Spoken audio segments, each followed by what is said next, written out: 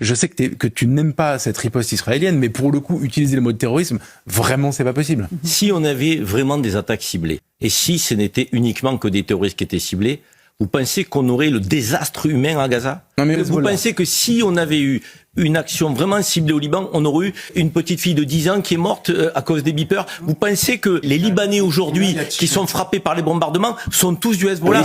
Et je considère que les actions aujourd'hui du gouvernement d'extrême droite israélien sont des actions terroristes.